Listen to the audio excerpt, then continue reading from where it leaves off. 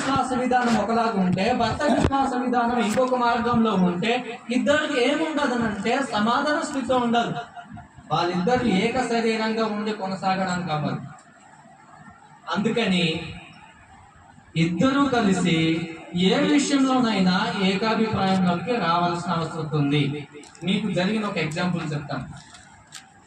ఒక ప్రాంతంలో, అది తూర్పు గోదావరి లేకపోతే పశ్చిమ గోదావరి, వాస్తవానికి నాకు తెలియదు.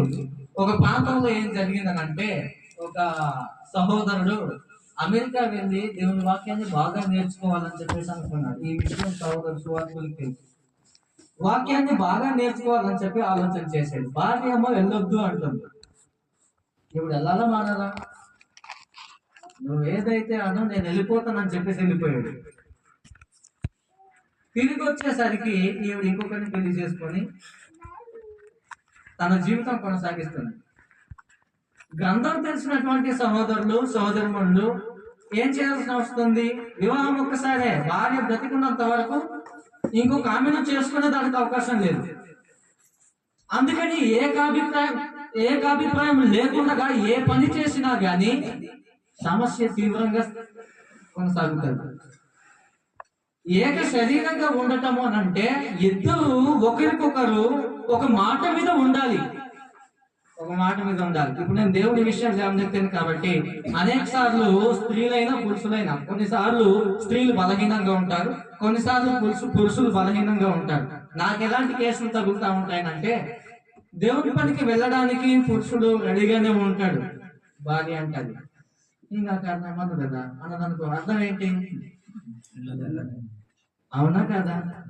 ఈ సంభాషణ మన మధ్య జరుగుతుందా లేదా?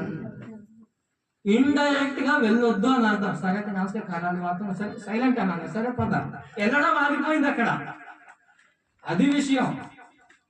కాబట్టి ఆలోచనకిద్దు ఏకాభిప్రాయంలోనికి అంటే దేవుని కార్యక్రమాలకి స్త్రీ అయినా పంపించకూడదు, లేకపోతే అస్తమానం ఇంటి పని వదిలేసి వెళ్ళిపోవాలి, అటే చూసుకోవాలి అని నా ఉద్దేశం కాదు. విషయం ఏంటంటే, దేవుని యొక్క సహవాసంలోనికి, దేవుని యొక్క వాక్యం వినడానికి, సందేశం వినడానికి కనీసము కుటుంబ సంబంధమైన పనులున్నా గానీ ఏకాభిప్రాయంలోనికి నెలకి కనీసం ఒక్కసారైనా 2 సార్లు అయినా పెద్ద పెద్ద సహవాసానికి వెళ్ళి సందేశం నేర్చుకుంటూ రావాల్సిన అవసరం ఉంది.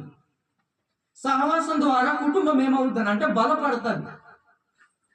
ఏక శరీరము అనే దానికోసం మాట్లాడుతున్నా. ఏకాభిప్రాయంలోనికి వచ్చి నిర్ణయం తీసుకొని దేవుని కార్యక్రమం చూసుకొని వచ్చి భార్యగా తను బలపడాలి, భర్తగా తను బలపడాలి, కుటుంబం పిల్లల విషయంలో బలపరచుకోవాల్సి వస్తుంది.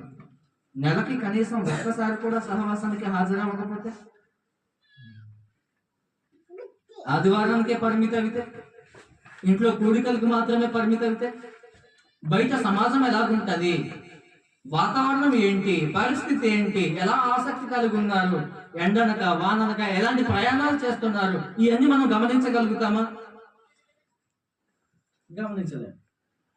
అందువల్ల జాగ్రత్త గమనించండి, ఏక శరీరముగా భార్య భర్తలు ఉండాలి. దేవుని విషయంలో స్త్రీ పురుషులు కూడా ఆలోచన చేయాలి. తమ భౌతిక సంబంధమైన పనుల విషయంలో కూడా స్త్రీ పురుషులు ఆలోచన చేయాలి.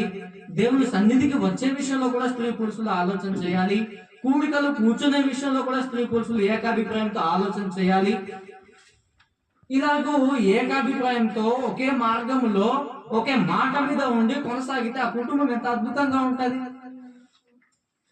ఏక శరీరం అని చెప్పాడు.